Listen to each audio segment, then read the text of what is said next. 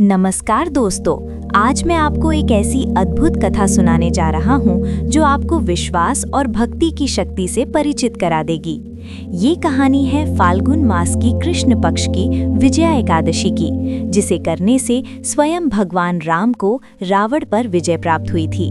चलिए जानते हैं राजा ज्ञान सिंह की कहानी, जिन्होंने सब कुछ खोकर भी ईश्वर पर भरोसा नहीं खोया।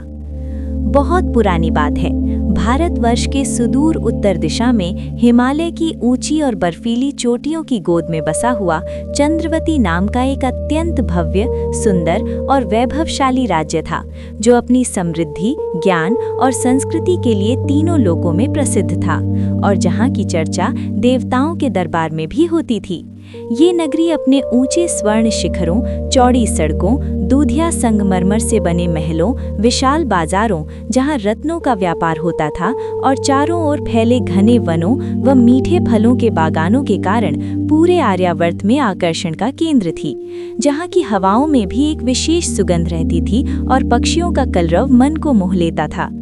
इस महान नगरी के अधिपति महाराज ज्ञान सिंह थे, जो अपने नाम के अनुरूप ही परम ज्ञानी, शास्त्रों में निपुण, नीतिवान और प्रजावत्सल राजा थे और जिनका यश दूर दूर तक फैला हुआ था। यहाँ तक कि देवता भी उनके शासन की प्रशंसा करते थे और उनके राज्य में प्राकृतिक आपदाएं भी आने से डरती थीं। उनके शासनकाल में चंद्रवती नगरी का वैभव 7वें आसमान पर था और वहाँ की प्रजा इतनी सुखी, संतोषी और धर्मपरायण थी कि किसी को भी दुख या अभाव का आभास तक नहीं होता था और सभी लोग प्रेम पूर्वक रहते थे। जहाँ कोई भी रात को अपने घरों के दरवाजे खुले छोड़कर सो सकता था, क्योंकि चोरी का डर किसी को नहीं था।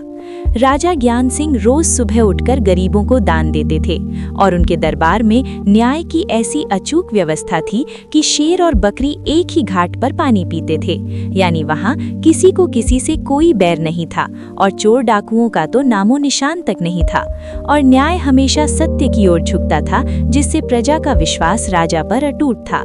लेकिन विधाता को कुछ और ही मंजूर था। राजा की इसी अपार कीर्ति और अकूत धन संपदा से ईर्ष्या करने वाला एक पड़ोसी दुष्ट राजा, जिसका नाम कालकेतु था, मन ही मन चंद्रवती को हड़पने की योजना बनाने लगा, क्योंकि वो बहुत ही क्रूर, अहंकारी और राक्षस जैसी प्रवृत्ति का राजा था, जो अपनी प्रजा पर अत्याचार करता था और अधर्म के मार्ग पर चलता था और हमेशा दूसरे के राज्य को हड़पने के सपने देखता था।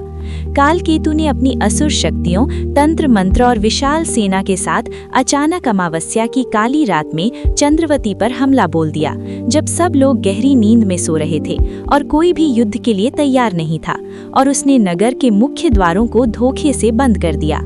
अचानक हुए इस आक्रमण से नगरी में हाहाकार मच गया और चारों तरफ चीख पुकार सुनाई देने लगी। लेकिन महाराज ज्ञान सिंह ने अपनी प्रजा को बचाने के लिए तुरंत वीरतापूर्वक युद्ध किया और कई दिनों तक घमासान लड़ाई चली, परंतु कालकेतु ने छल और मायावी शक्तियों का सहारा लेकर राजा की सेना को परास्त कर दिया और उनके भव्य राजमहल पर कब्जा कर लिया, जिससे राजा का हृदय टूट गया। लेकिन उन्होंने हार नहीं मानी।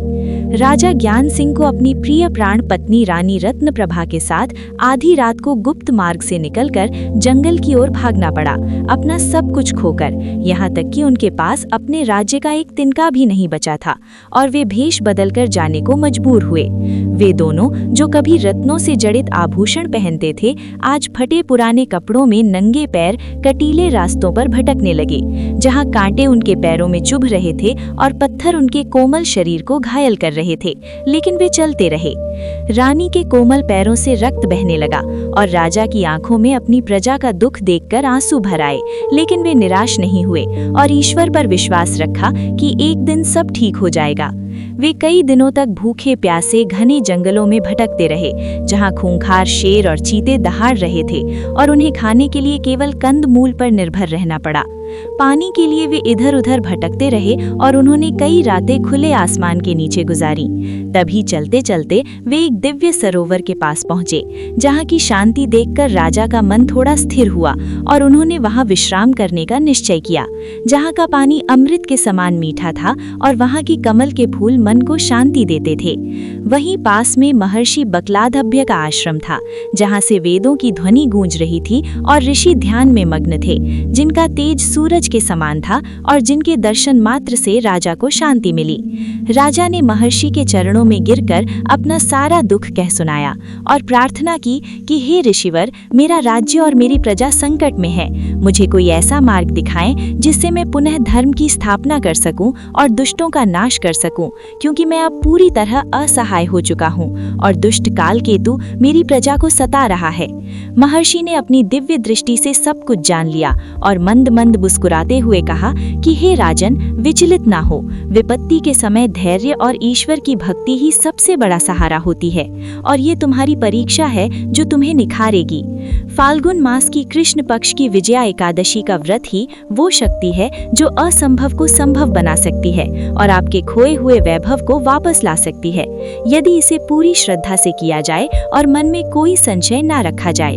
महर्षि ने आगे बताया कि इसी गुप्त संवाद के माध्यम से उन्होंने त्रेता युग में भगवान श्री राम को भी रावण पर विजय पाने के लिए यही मार्ग सुझाया था और उन्होंने इस व्रत को विधिवत पूरा किया था, जिसके बाद उन्हें विजय मिली थी। राजा ने महर्षि की आज्ञा पाकर पूरी श्रद्धा के साथ व्रत का संकल्प लिया और उस घने जंगल में भी उन्होंने अपनी भक्ति कम नहीं होने दी और महर्षि की हर बात को माना। जंगल में कोई सामग्री न होने पर उन्होंने मिट्टी का एक कलश स्थापित किया और श्रद्धा रूपी जल अर्पित कर 7 प्रकार के धान्य से भगवान विष्णु की पूजा की, जो अत्यंत कठिन था क्योंकि उन्हें कुछ भी आसानी से उपलब्ध नहीं था, और उन्होंने अपने उपवास को पूरी तरह निभाया। राजा और रानी ने पूरी रात निराहार रहकर अखंड दीप जलाया और हरि नाम का संकीर्तन किया, जिससे पूरा जंगल गूंज उठा और देवता भी उनकी भक्ति को देखने के लिए स्वर्ग से नीचे उतर आए और उन्होंने राजा को आशीर्वाद दिया।